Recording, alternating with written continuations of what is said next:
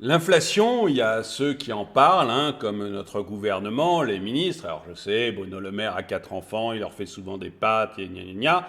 Enfin bref, il y a ceux qui en parlent et il y a ceux qui la vivent, comme les Français.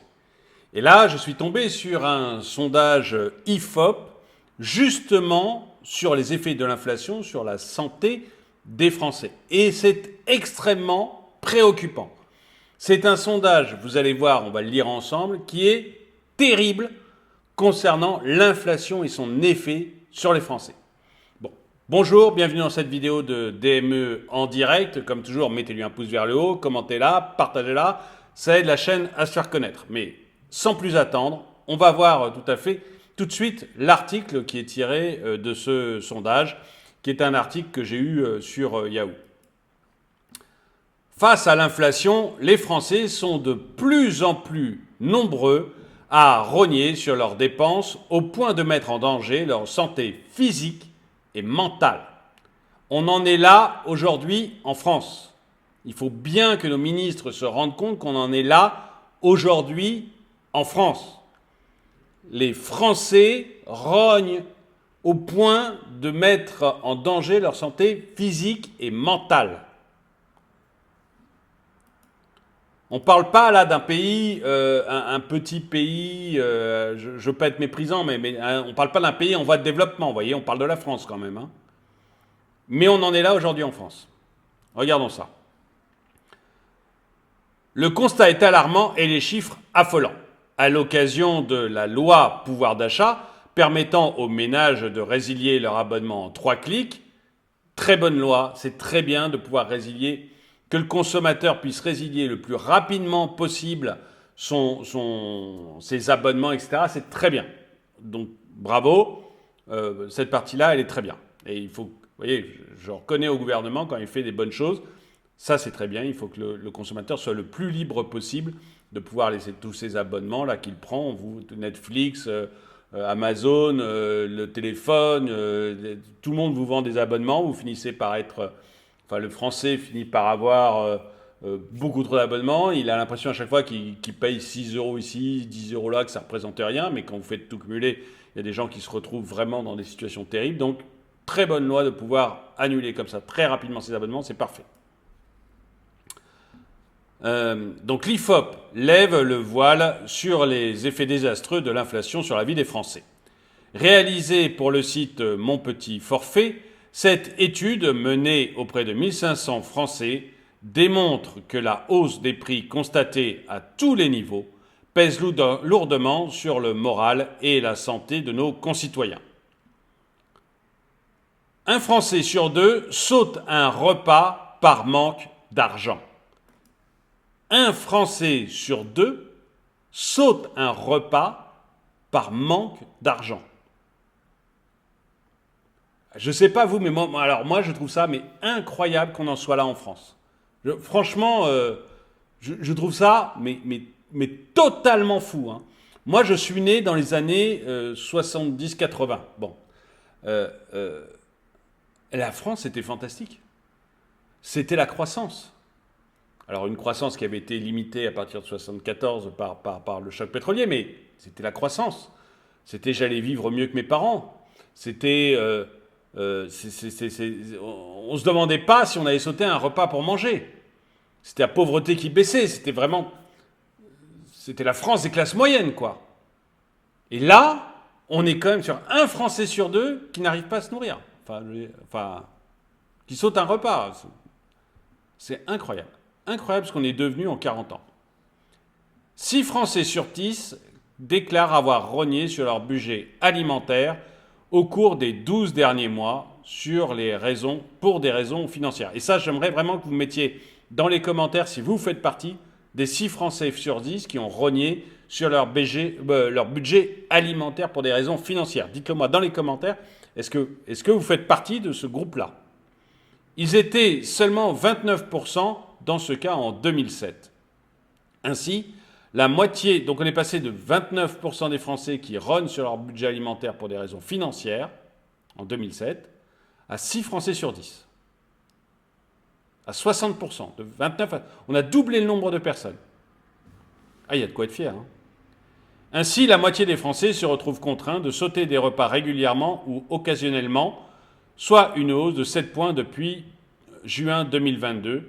Pour 28% des sondés, sauter un repas est une pratique régulière. Donc on a quand même... Enfin bon, je sais pas, je suis désolé, mais moi c'est des chiffres qui m'épatent. Vous voyez, on me dirait un pays en voie de développement ou au Maghreb, où on saute un repas régulièrement pour des raisons financières. Je dirais, bah oui, ok, quoi, c'est triste, mais c'est comme ça. La France. La France. Vous trouvez peut-être que j'en fais trop, mais moi, vraiment, ça me suffoque. Que mon pays en soit là, ça me suffoque. Outre la privation, l'inflation est source d'anxiété, de dépression et de pensées suicidaires. La flambée actuelle des prix ne conduit pas qu'à rogner sur les conditions de vie matérielles des Français les plus pauvres, mais aussi à fragiliser leur santé mentale, précise l'étude. Les troubles anxio-dépressifs étant bien plus fréquents dans la fraction de la population la plus en difficulté financièrement, quel que soit l'indicateur retenu, ajoutent les auteurs de l'enquête. Voilà, donc on a des Français qui sont... Enfin, vous voyez, c'est n'importe quoi. Les gens sautent des repas, ils ont des pensées, je ne vais pas redire le mot parce que... des pensées noires, on va dire. Je ne redis pas le mot parce que sinon Google, YouTube me pose des problèmes, donc j'arrête de le dire. Mais anxiété, dépression, enfin, à cause de l'inflation. Hein. Et quand je disais tout à l'heure, il y a des ministres, vous voyez, qui en parlent, et il y a des Français qui la vivent, il ne faut pas oublier, je le dis souvent sur cette chaîne, je sais, ok, mais il ne faut pas oublier que l'inflation, elle est due uniquement à notre gouvernement. L'inflation est due uniquement à notre gouvernement. Il y a de l'inflation dans notre pays parce que d'autres gouvernements ont fait les mêmes bêtises, mais c'est dû à ça. C'est des gouvernements qui, il y a quelque temps, pendant une épidémie, ont dépensé de l'argent sans compter avec des banques centrales qui ont fait de la planche à billets, ce qui fait que ça baisse la valeur de l'argent, donc ça crée de l'inflation. Et ça, c'est des choses que l'on connaît depuis toujours. Hein. Vous faites de la planche à billets, vous avez derrière de l'inflation. Et la deuxième raison, c'est les prix de l'énergie. Or, les prix de l'énergie, c'est très simple. C'est on arrête le nucléaire, on met de l'éolien et donc on est obligé de mettre le prix de l'électricité par rapport au gaz parce que l'éolien, ça marche que 25% du temps. Donc le reste du temps, faut faire marcher des centrales à gaz. Donc du coup, vous basez le prix de l'électricité sur le prix du gaz et vous avez un boom des prix de l'énergie. Et en plus, vous fâchez avec votre principal producteur de pétrole et de gaz. Et vous lui interdisez de vous livrer. Donc fatalement, vous avez un énorme problème énergétique. Bon, entre parenthèses, en plus, au lieu de nous livrer directement, du coup, il livre à l'Inde et l'Inde nous relivre à nous en faisant une marge au passage. Et ça, c'est documenté, hein, j'en ai parlé dans une autre vidéo, mais c'est dit maintenant par les commissaires européens et le gouvernement indien. Donc il n'y a aucun doute là-dessus. C'est un truc dont je parle depuis le début. On sait que ça va se passer comme ça. C'est maintenant confirmé par les officiels 1 an après mes premières vidéos sur le sujet. Donc il n'y a aucun doute maintenant. Et tout ça, ça conduit à l'inflation. Et donc vous avez des gouvernements qui nous ont conduit à l'inflation, qui nous ont mis dedans, qui changent à peine leur politique. À peine leur politique. En continuant cette folie énergétique des éoliennes, maintenant ils en mettent en mer, etc., mais en continuant cette folie énergétique des éoliennes et en continuant leurs sanctions. Donc on va continuer à avoir des prix qui montent. Et donc de l'inflation, il n'y a pas de doute là-dessus. Donc il y a ceux qui sont responsables et qui en parlent, nos ministres, et puis il y a ceux qui la vivent, les Français, et on voit où ça conduit. Et c'est pour ça que je suis un peu énervé quand je parle de ces sujets-là, parce que c'est pas le panier anti-inflation, là, en mettant des badges sur des promos que faisaient déjà les supermarchés, c'est pas le panier anti-inflation qui va changer les choses. Ça va ralentir. De toute manière, l'inflation aurait ralenti à partir de juin, j'en parlais déjà, hein, j'en parlais bien avant le panier anti-inflation. L'inflation allait ralentir après juin, de toute façon, hein, c'est pas le panier anti-inflation qui va faire ça. Et le ralentissement de l'inflation, c'est pas du tout l'arrêt de la hausse des prix. C'est juste que les prix vont monter moins vite. Donc le gouvernement n'a rien fait du tout, il empire les choses, il parle, c'est des gens qui ne font que parler, on voit là ce que vivent les Français avec ces bêtises. Excusez-moi, je sors un peu de mes gonds et du sujet, mais il y a des moments où ça devient franchement agaçant. Loyer, symbole de la dégradation du pouvoir d'achat. Assez logiquement, les plus fragiles financièrement sont aussi ceux qui affichent des niveaux de détresse largement supérieurs à la moyenne. Ça, c'est oui, logique. Après le prélèvement des dépenses contraintes, donc loyer, électricité, eau, 31% des personnes interrogées disent devoir vivre avec moins de 100 € dès le 10 du mois. 31% des personnes interrogées par l'IFOP, c'est pas un truc c'est pas ridicule l'IFOP, hein. Mais une personne sur 3, une fois qu'ils ont payé leur loyer, leur électricité, leur eau, donc les dépenses contraintes, ils se retrouvent avec 100 € pour finir le mois à partir du 10 de mois. M'étonne pas qu'après ils aient des problèmes de dépression, quoi, parce que c'est terrible d'en arriver là quand même. Ce chiffre explose chez les personnes les plus en détresse. 47% des Français souffrent de pensées, je ne vais pas le dire le mot parce que je vais avoir un problème avec YouTube, mais vous le voyez, hein, de pensée S. 47% des Français souffrant de pensée S arrivent avec moins de 100 € le 10 du mois. Le logement, le plus gros poste de dépenses des ménages, symbolise cette baisse de pouvoir d'achat. Un tiers des Français connaissent des difficultés pour payer leur loyer. 30% des Français ont des difficultés à payer le loyer. Les personnes à qui cela arrive très souvent sont 3 fois plus, 21%, 3 fois plus exposées au risque, je ne dis pas le mot, S, que celles jamais en difficulté. Donc tout ça, ça conduit les gens vers des extrémités, quoi. 16% des Français pourraient renoncer à leur assurance automobile. Sans surprise, l'écrasante majorité des sondés, 66%, assurent que leur situation financière s'est fortement dégradée par rapport à l'an dernier. Ce qui est assez logique puisqu'il y a une inflation. Dans le détail, 41% des Français ont reporté certaines dépenses de santé depuis mai 2022. Un chiffre, là encore, en forte augmentation par rapport à 2007, où c'était 25%. L'abonnement en salle de sport, 40%, est le premier type de contrat sacrifié sous l'autel de l'austérité. Viennent ensuite l'abonnement à un service vidéo à la demande comme Netflix, Amazon Prime, Disney+. Bon, je ne fais pas de commentaires. Et le forfait Internet. Plus inquiétant, 16% des Français pourraient profiter de la loi pouvoir d'achat pour résilier leur assurance auto en 3 clics. Dans ce contexte de crise, 3/4 des sondés jugent l'action du gouvernement insuffisante face à l'inflation. Je suis d'accord. Je reviens juste une seconde sur l'assurance auto. Ça ne veut pas dire qu'ils ne vont pas conduire, hein. Vous êtes à la campagne, vous n'avez pas le choix, hein. Il vous faut une voiture.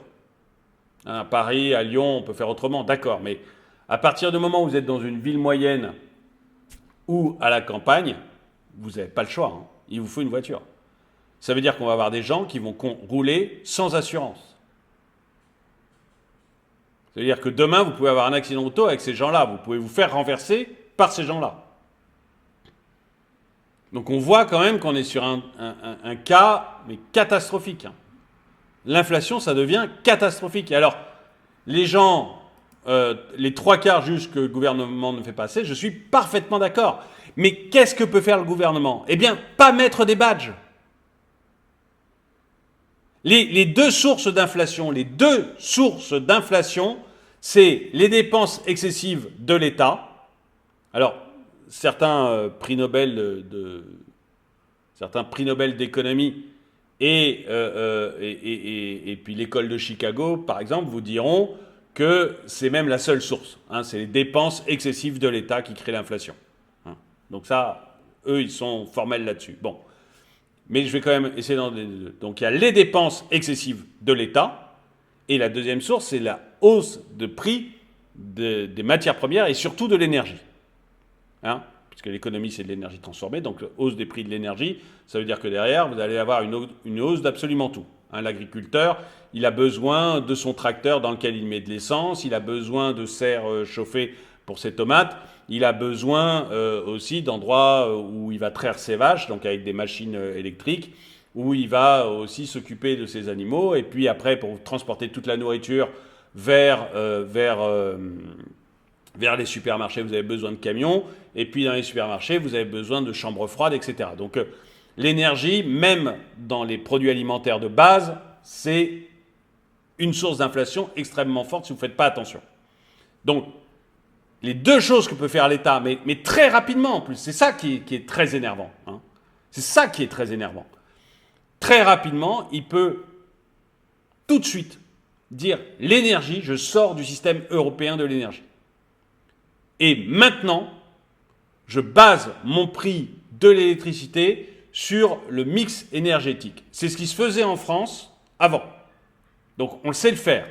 Grosso modo, on dit il y a 60% de nucléaire, donc mon prix c'est 60% basé sur le nucléaire. Il y a 20% ou 30% de centrales à gaz et centrales à pétrole. Et 30% de mon prix est basé sur le central à gaz, central à pétrole. Et puis il y a entre 10 et 20% qui est lié aux éoliens, etc. 10 à 20% de mon prix est lié aux éoliens. J'ai oublié l'hydro, mais enfin c'est l'esprit. Hein. Donc je base mon prix là-dessus. Immédiatement, vous avez une baisse des prix de l'électricité. Immédiatement. Donc ça, c'est déjà une première chose qu'on peut faire. Et d'autres pays l'ont fait. Hein. Je rappelle que l'Espagne, notamment, a quitté ce système. Donc on peut le faire. C'est pas quitter l'Europe. C'est quitter ce système qui est maintenu à cause de l'Allemagne, qui, elle, n'a aucun intérêt à le quitter puisqu'elle a mis que de l'éolienne. Donc comme elle a que de l'éolienne et qu'elle veut plus de nucléaire, eh bien, c'est sur le gaz et l'éolien qu'elle a son prix. Donc elle a tout intérêt à ce que tout le monde reste au gaz, sinon elle va avoir un prix de l'électricité chez elle qui va être beaucoup, beaucoup plus fort qu'en France. Et donc elle veut surtout pas ça créerait un problème sur ses industries, déjà elle a de gros problèmes, donc elle veut pas ça, donc elle maintient ce système tant qu'elle peut, l'Allemagne. Mais la France pourrait très bien dire non, stop, nous en France on va calculer comme ça. Donc c'est la première chose pour faire baisser l'inflation, et ça a un effet immédiat. Immédiat. Dans les 2-3 mois, vous voyez tout de suite l'effet. Ce n'est pas une vision à 10 ans. Hein. Donc première chose. Deuxième chose, arrêtez les dépenses de l'État. Quand l'État dépense de l'argent, qu'il dépense trop, automatiquement il crée de l'inflation. Alors, ça sera plus compliqué, d'abord parce qu'on a un État qui dépense depuis 40 ans, on est champion du monde, 49 ans, on est champion du monde.